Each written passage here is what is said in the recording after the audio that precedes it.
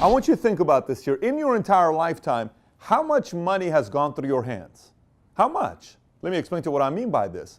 Maybe you made $73,000 last year, 28 years old. And the first time you got a check was 14 years old, it was $100. Add that whole thing up. You'll come out with a number, $493,000 or $1.9 million or $6.3 million, depending on who it is watching this video.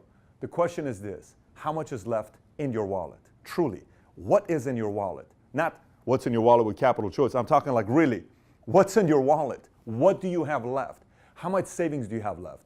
And if you're not too happy with this question, it's very simple. The reason why you don't have a lot of money left is because you don't know how to play the money game. Simple as that. So today in this video, I'm going to cover with you 20 rules of money. These are rules of money that I followed, and it's obviously from a lot of mistakes I made, because there was a point in my life where I had made money and there was nothing left in my pocket. So I'm telling you from experiences. But rule number one is the most important one, and it's the one you have to buy into immediately. It's very simple. You can fight it, say whatever you want to do to it. It's a rule.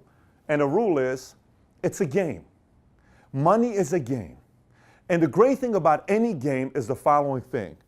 No matter what game you play the most, eventually get good at it. If I've never played chess and I play you and you played 100 times chess, you're probably going to beat me. If I have played Monopoly 1,000 times and you played 3 times, I'm probably going to beat you because it's a game. So the great thing about the money game is it can be learned. So many times people fight it and they have problems with it. And they say, well, you know, that person became rich because they're smart. This person did this. No, no. They learned the game, and you can also take the time to learn the game. Rule number 2 is don't be a hater of money. If you hate money, you'll never get money, because money doesn't like haters. So if you're a hater and you constantly say things like, well, money doesn't grow on trees, and money is this, and money is that, and rich people are this, you're right. Money says, you're right. I'm not turned on by you. It's almost as if going on a date with an attractive girl and telling the girl that you don't like attractive girls who don't know a lot about philosophy, and all they care about is their looks and doing makeup and doing this and working out and going to the gym. And this girl's like, dude, I put makeup on, I work out every day to stay in shape, but I also like other things in my life. But you know what? You're right.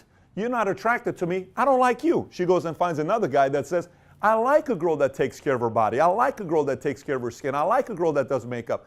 I like a girl that works out 5 days a week. She's attracted to that guy. Keep that part in mind. Don't be a hater with money. Number 3, it's a doubles game. Listen, this should you can stop watching the entire video. You got the main things out of the way. It's a double game. And by the way, at the end of the video, I'm going to give you a free PDF. It's a double game. What is a double game? The entire game of money, it's about doubling your money. So what do you mean, Pat, doubling your money? Let me explain it to you this way. If you right now have $1,000 in your bank account, if you're watching this, you have $1,000 cash, you are 10 doubles away from $1 million. That's it. You're 5 doubles away from having $32,000. You're 13 doubles away from having $8.192 million. You're 14 doubles away from $16 million. It's a doubles game. So how soon can you double your money? That's truly the game. Can you take that $1,000 and double it to $2,000 in the next year? So the next thing is, now it's $2,000 you have an account. Now you are 9 steps away from $1 million. You may say, Pat, I already have $100,000 in my account. Well, guess what? You're 4 doubles, 3 doubles away from $1 million. All you got to, it's a doubles game. This is a piece of cake when you learn it's a doubles game. So the question then becomes what? How soon, this is the real game of doubles. It becomes 2 different things. Risk tolerance, because you got to know yourself when it comes to money. Your risk tolerance, depending on the age you're at, if you're 65, your risk tolerance is going to be lower than you being 22 years old, right? So you have your risk tolerance. You need to know you. Then the other part is time horizon. What is your time horizon? So time horizon could be, I want to have $1 million by 10 years from now. Great. If it's 10 years, what do you have right now? Then you have to play your doubles game. How many doubles do I have with the $17,000 to get to $1 million? It's a simple game that you can learn what to do. As long as you know your risk tolerance, you know your time horizon, what it is and what the amount is, then you're playing the doubles game. Number 4, seduction. Let me explain to you about seduction, okay? Listen, I use the analogy with ladies because it's just how it is, okay? Money likes to be seduced. Money's attracted to seducers. Just like a woman doesn't like a desperate man, money doesn't like desperate people. Money's not attracted to desperate people who want it so bad because they want to make this money and show it off to everybody. No. Money seduce. You need to seduce money. Seduce money. And all of a sudden money says, oof, I like this guy. I like this girl. Oh my gosh, I'm turned on to you. Don't let money seduce you. You seduce money. It's a seduction game. So whoever learns the seduction game with money, all of a sudden money starts coming from all over the place to you because money is turned on by people that know exactly what they're doing. Money likes investors who know what they're doing. Okay? A girl goes on a date with a guy that knows what he's doing, she's most likely to come back, and then there's experience. So learn how to seduce money. Once you learn this whole thing, you'll get better at this game as well. Next, timing. Timing when it comes down to money. Let me explain about timing. I'm not talking timing like this is the best time to invest into Snapchat or this is the best time to buy the IPO of Facebook and etc. I'm not talking that timing. Although that's a whole different conversation with timing. Timing, I'm talking about running a business. I'll give you an idea. There was a time where logically I had to cut down, okay, in my business. And I had to get rid of 2 or 3 employees. Logically, I had to cut down. But I knew what I was getting ready to do, and I had access to all the information. I decided to double down, and that helped expand the business to new area, new territories. So, and then the other part is cutting down expenses, is you knowing maybe numbers are looking very good, but there's an area that needs to be cut down that no one else knows about the information. You need to cut down because you have access to all the information. So there's got to be a part where you need to know, and this is a thing that we can't teach you. This is not something I can teach you about. But this is going to be a part of it that you're going to learn from experience with timing. Timing with when you buy, timing on when you invest, timing on when you stay light, timing on when you stay liquid, timing on when you go. There's a timing aspect to all those decisions you'll make. Number 6, boredom. Let me explain what boredom means. Money needs to be moved, okay? Again, if a girl is bored with you, she leaves you because you're too boring. Same with men. If a man is bored with a girl, they're going to leave because it's boring. Money doesn't like to be bored. What do I mean? If money stays in a checking account, money is going to somebody else who knows how to use that money. If money is just staying somewhere and it's not working, it's too boring, it goes to somebody else that knows what to do with money. So you got to make sure money's always moving. Money's always moving for you, always moving for you, always moving for you, always working for you, always out there doing something to create more money for you. Next, secret account. You always got to have a secret account. Let me tell you what a secret account is. It's an account that no one knows about. Your wife, your husband, your boyfriend, girlfriend, mom, dad, brother, sister. No one knows about this account. What is this account? It's a crisis account. A crisis account could be cash. A crisis account could be somewhere sitting down that no one knows about. Now, I know you may say, Pat, you just talk about boredom and you talk about this. 2 complete different stories. You got to have a crisis account that's not your emergency fund. I'm not talking emergency fund that this is the right thing to do. I'm talking a crisis account. What saved the business when we were going through difficult times and our company's checking account went to $13,000. I have payroll, commissions, everything. $13,000. Where we're about to shut down the company. It's this close. We're about to shut down the company. What saved us was the crisis account that I had. No one knew about. That money showed up, put it back into the business, saved us. We lasted. We made it through the tough times. And now we're here where we are today. But it's because I had a secret crisis account no one else knew about. You always need to have a secret crisis account. Number 8, don't drive first class until you have $10 million in a bank account. I see so many people spending $2,000 on a flight where they can spend $400. Listen, I'm 6'4", 6'5", 240, and do you know how many times till today I've paid first class? 0. I don't pay first class. Other people pay for my first class, but I don't pay first class. I've been paid first class. I've flown first class many, many times because I have the miles or people pay for my flight. I don't pay first class. And why is that? Here's how I did the math. Now, obviously, I can afford to do it, no problem. But here's how I did the math. You're trying to tell me $2,000 for a first-class flight, and I can get $500 for the same flight. That $1,500 times 9 flights in a month, that's 9,000. That's 9 times what? $1,500 is $13,500, some number like that. You know what I can do with that number? That's 4 employees. That's marketing. That's expansion. Over a year, that's $200,000, $180,000. Why am I going to waste that money? That's an executive I can bring in. That's 2 incredible employees I can bring in. I don't pay first class. Other people pay first class. Once you get $10 million and you want to do it, that's great. At that point, you may want to get yourself a private jet, but don't fly first class. Next, comp plan. Let me explain to you what I mean by comp plan. So no matter what country you live in, okay, I get emails from 100+ countries around the world, and Some of you guys and I talk through your communistic system, how you're upset, and you ask me what to do, and I tell you if it's not going to change, you have to leave. You have to leave a communistic regime you're a part of. Some of you are in socialistic places, France, taxes, Spain. You're upset with the taxes being at where it's at, and I tell you, if you don't see the horizon changing, you need to adjust. But regardless of where you're at, rule number one about your comp plan. Your comp plan in whatever country you live in is your taxes. Study how you get taxed because that's your comp plan. And let me explain to you why the comp plan in America does so well. A lot of people say things like this. They'll say, you know what? I can't believe the tax structure in America benefits business owners. And you know, why is it that they benefit business owners? Because business owners create jobs. If you created jobs, we'd give you a tax benefit.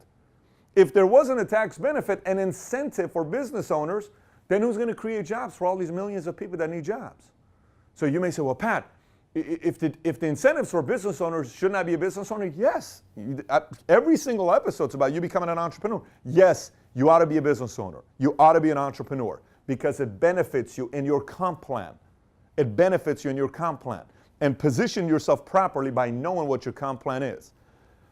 Rule number 10, end of the world mentality. Listen, CNN, MSNBC, Fox, Susie Orman, Dave Ramsey, whatever these names you want to go through, all of these names, put them all together. You know what they get paid to do? They get paid to sell crisis. Because if it happens, you got to be ready for it.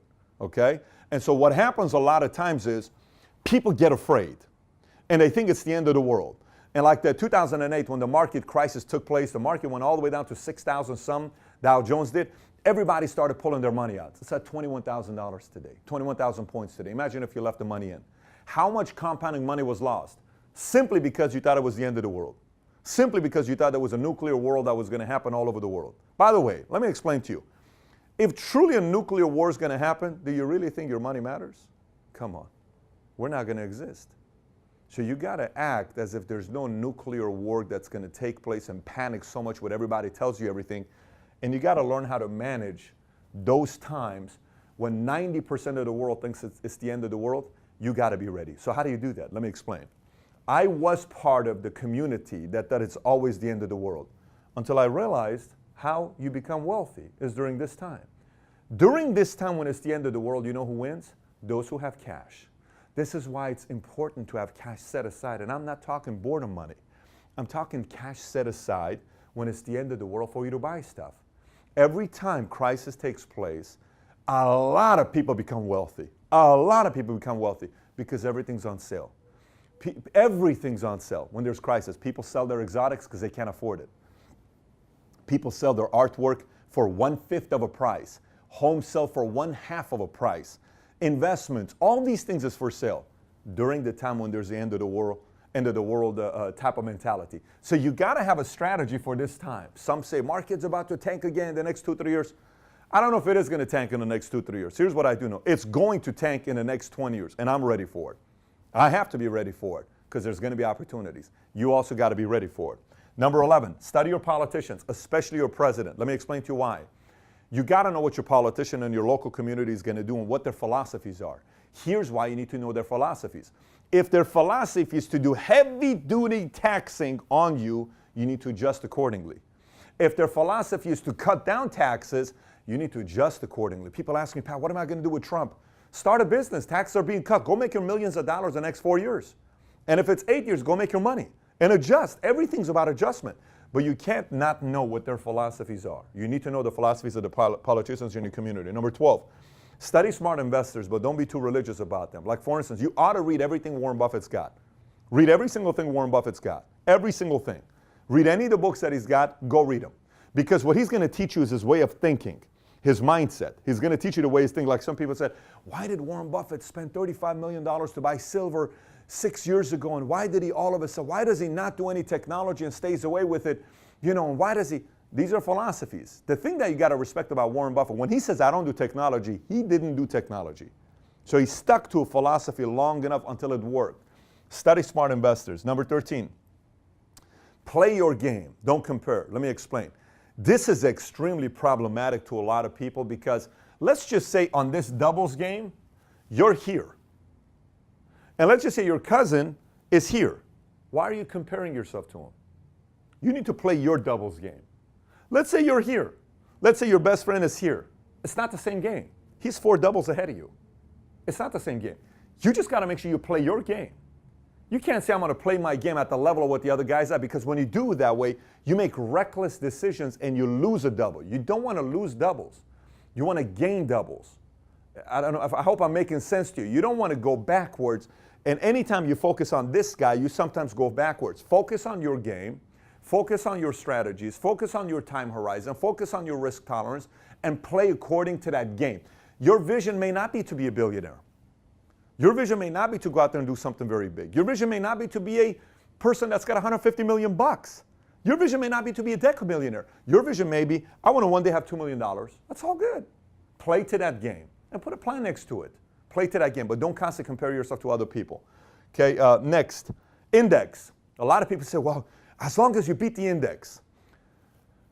Okay, as long as you beat the index. I am more concerned of beating my goals than I am about beating the index. I'm not worried about beating the index. I'm worried about beating my goals. What is my goal? What is the deadline? I want to beat that number because it's mine. That's what I'm committed to. What is my deadline? I'm committed to this. I'm not committed to the index. I'm committed to this. Maybe I need to do a lot more than what the index is doing because this is why I'm in business. In business, I can control the amount of growth I'm going to have on my income. I can't control if I'm studying just the index and the index is going 11.9%. I beat it 2.3%, but that's going to take me a long time for me to get over here. No. Play your game. Beat your goals instead of trying to beat the index only. 15, befriend moneymakers. I'll tell you why befriend moneymakers that you trust. If you're around other people that know how to make money, you're going to make money, which is kind of how things work out. If you're around people that know how to make money, you're generally going to make money. If you're around people that don't even know how to make money or don't even make a lot of money, you're not going to make a lot of money.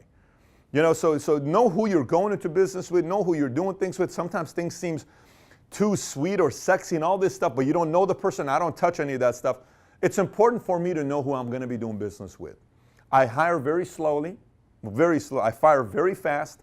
The moment I'm done with somebody, boom, gone. 4 people we employ, fire in a day, no problem. I can't do this. The tolerance is not in the right place. We can't do this. We need to move on. But I hire slowly, especially the higher up it is. The more I travel with the person to get to know them. Same exact thing when it comes down to here. Whoever you're going to do business with, befriend them. Travel with them. If somebody's extremely wealthy, go to dinner with them. Get to know their wife. See how they're around their kids. Kind of see their standards of living. See their discipline. See their behavior. And then say, I like this person. I like what their friends say about him. I like how his cousin talks. I like how this is a person I can do money and business with. Number 16, diversification is for absolute sissies. Okay? So if you're a sissy and your risk tolerance is very low, it's okay. It's okay to be a sissy. A lot of people are sissies. But if you truly want to create wealth and you're wondering why in your lifetime you've worked for 17 years and you don't have a single penny and you've made $617,000, yet you only have $6,000 to show for, there's a problem there. There's a problem there. What is the problem? Diversification is a great concept to sell for these expert financial advisors that are playing every single thing safe and all these other things. Yes. Now, for those of you that are watching this and you're 73 years old, diversification may be good for you if you already have hit your goal of $6 million and you're where you're at. You're 62 years old. I respect the fact that you've already hit your numbers. That's solid. Risk tolerance lower, time horizon lower. Okay, you're playing a different game.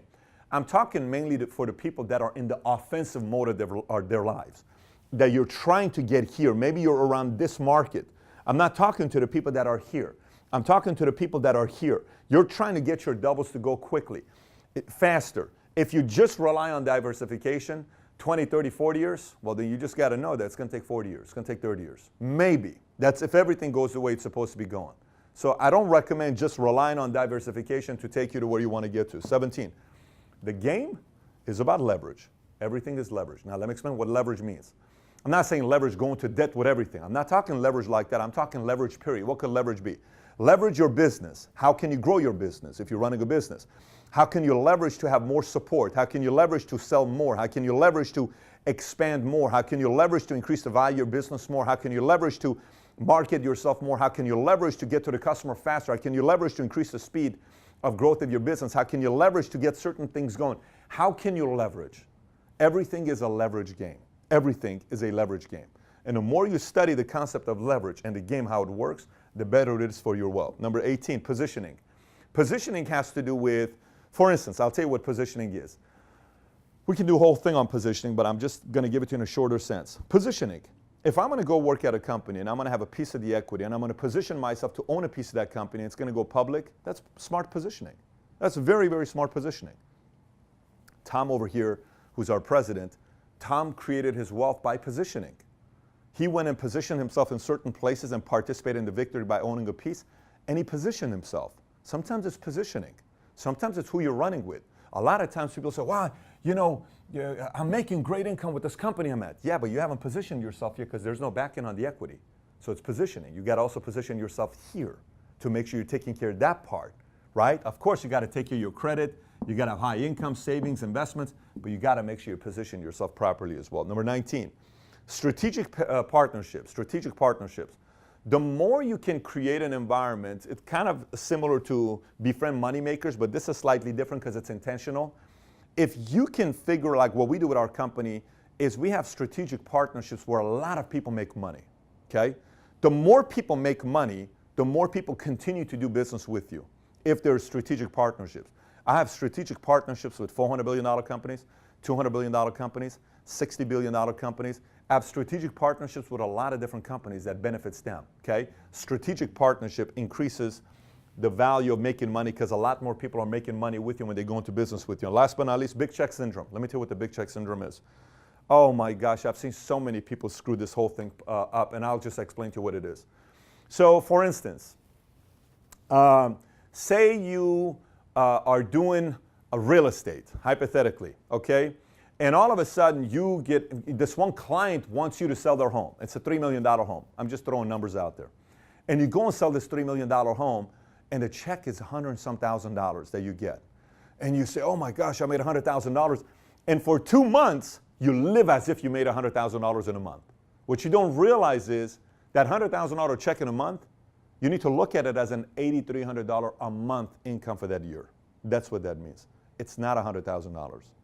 And I've seen so many people who treat this as $100,000 in a month, and they get cocky, arrogant, all this stuff, and then they go back to right here.